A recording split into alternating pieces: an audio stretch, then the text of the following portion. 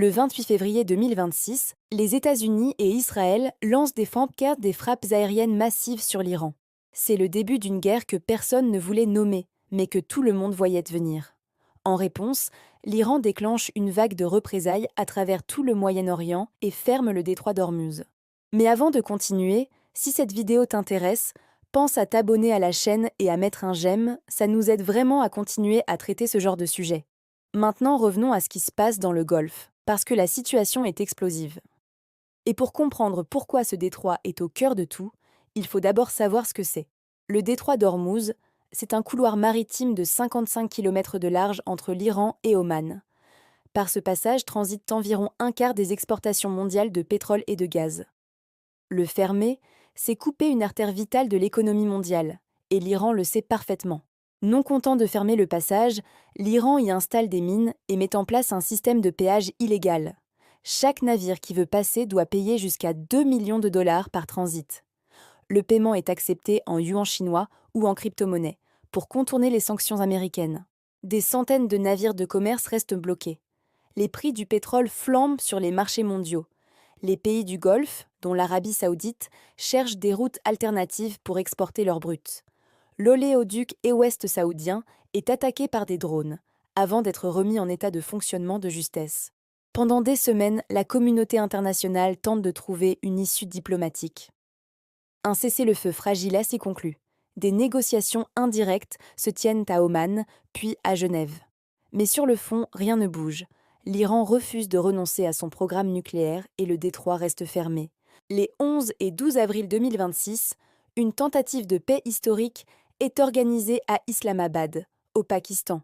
C'est la première fois depuis 1979 que des délégations américaines et iraniennes se retrouvent en face-à-face pour des pourparlers directs de haut niveau.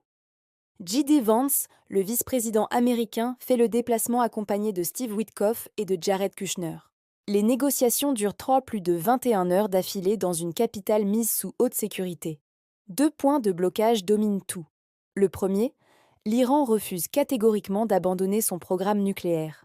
Le second, Téhéran exige de conserver le contrôle du détroit d'Ormuz jusqu'à la signature d'un accord de paix définitif. Au petit matin du 12 avril, J.D. Vance sort de la salle de négociation et annonce l'échec. Il dit avoir présenté une offre finale, la meilleure possible, et que les Iraniens ne l'ont pas acceptée.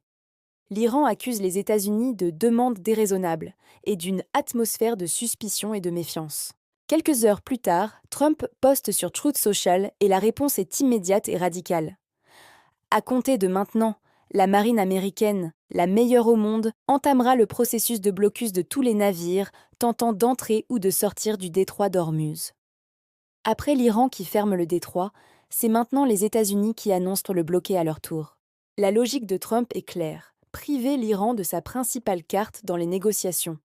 En bloquant le détroit dans les deux sens, il coupe les revenus pétroliers iraniens qui financent la guerre. Il cible surtout la Chine, qui absorbe plus de 80% des exportations de pétrole iranien, en lui envoyant un message, plus question de payer des péages à Téhéran. Il ordonne aussi à la marine d'intercepter tous les navires ayant déjà payé un péage à l'Iran en haute mer. 2 destroyers, l'USS Michael Murphy et l'USS Frank E. Peterson, sont déjà positionnés de part et d'autre du détroit. Les États-Unis commencent également des opérations de déminage dans la zone. La réponse iranienne ne tarde pas. Les gardiens de la Révolution affirment avoir entièrement sous contrôle le détroit et menacent Dieu de piéger leurs ennemis dans ce qu'ils appellent un tourbillon mortel. À Téhéran, un immense panneau est installé place Vanak, proclamant que le détroit restera sous contrôle iranien et que Trump n'obtiendra pas gain de cause. Trump, lui, est catégorique sur Fox News. C'est tout ou rien. On ne va pas laisser l'Iran se faire de l'argent en vendant du pétrole à ceux qu'ils aiment et pas aux autres. Il menace en parallèle de frapper les infrastructures énergétiques iraniennes si aucun accord n'est trouvé rapidement. Et il ajoute que l'armée américaine est entièrement prête à tirer. Les experts sont divisés sur la logique de ce blocus. Certains estiment que c'est le seul levier capable de forcer l'Iran à revenir à la table. D'autres posent une question brutale. Si les deux parties bloquent le même détroit en même temps, qui souffre le plus? La réponse, c'est l'économie mondiale entière. Oman et le Pakistan appellent les deux camps à faire des concessions douloureuses pour relancer les négociations. La Russie propose une médiation. Le cessez-le-feu expire le 22 avril et personne ne sait ce qui se passe après. Ce qui est certain, c'est que le détroit d'Ormuz est désormais le point le plus dangereux de la planète.